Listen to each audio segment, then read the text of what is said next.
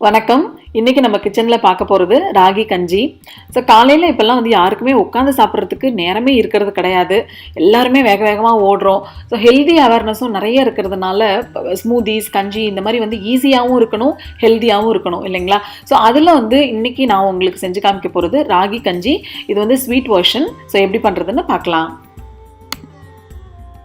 தேவையான பொருட்கள் இந்த அளவு, ஒருத்தவங்களுக்கான அளவு, அதாவது ஒரு மீடியம் சைஸ் கண்ணாடி கிளாஸில் ஒருத்தவங்க சாப்பிட்ற மாதிரி நான் அளவு கொடுத்துருக்கேன். நீங்கள் உங்களுக்கு அளவு எப்படி வேணுமோ அதுக்கு தகுந்த மாதிரி மாற்றிக்கோங்க.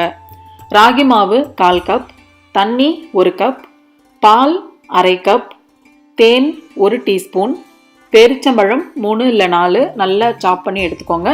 வேணும்னா வேறு நட்ஸும் நம்ம வந்து ஆட் பண்ணிக்கலாம். பாத்திரத்தில் 1/4 கப்பு ராகி மாவு எடுத்துக்கலாம்.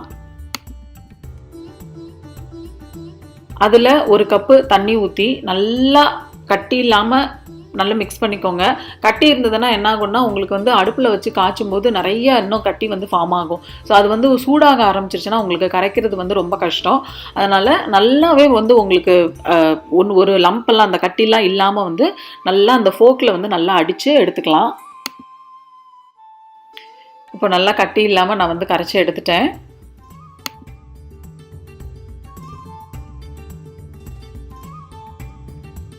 அடுப்பில் ஒரு பாத்திரம் வச்சு அதில் நம்ம அந்த கரைச்சி வச்சுருக்கிற ராகி மாவை வந்து ஊற்றிடலாம். அடுப்பு வந்து மிதமான சூட்லேயே இருக்கட்டும். அப்போ தான் வந்து உங்களுக்கு வந்து கட்டி வந்து ரொம்ப ஃபார்ம் ஆகாது. ஸோ நல்ல மிதமான சூட்டில் வச்சுட்டு கலந்துட்டே இருங்க. ஸோ கட்டி ஃபார்ம் ஆகாமல் நல்லாவே கலந்துட்டு மாவு வந்து ஒரு கெட்டியான பதத்துக்கு வரும். அந்த டைமில் வந்து நம்ம வந்து பால் வந்து ஊற்றணும். ஸோ இப்போ பார்த்தீங்கன்னா நல்லா வந்து உங்களுக்கு வந்து இந்த மாவு வந்து ஒரு மாதிரி பேஸ்ட் மாதிரி ஆகுது பார்த்தீங்களா? அந்த டைமில் நான் வந்து பால் வந்து ஆட் பண்ண போகிறேன்.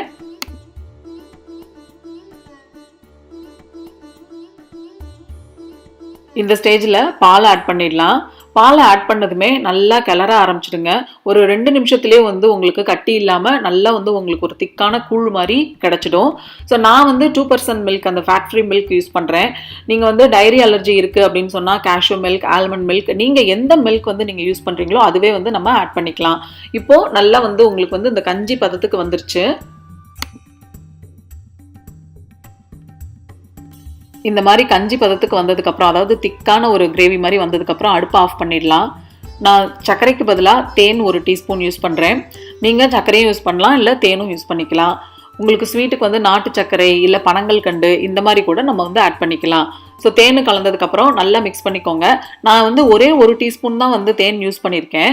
ஸோ ஏன்னா வந்து இது கூட நான் வந்து பேரிச்சம்பழமும் ஆட் பண்ணுறதுனால சர்க்கரையோட லெவல் வந்து கொஞ்சம் கம்மி பண்ணணுன்ட்டு இந்த மாதிரி ஒரே 1 டீஸ்பூன் தான் ஆட் பண்ணியிருக்கேன். இப்போது நல்லா நறுக்கி வச்சிருக்கிற இந்த பேரிச்சம்பழம் இல்லை உங்களுக்கு என்ன நட்ஸ் பிடிக்குமோ அந்த நட்ஸ் கூட சேர்த்து இதை நான் வந்து மிக்ஸ் பண்ணி எடுத்துடுங்க.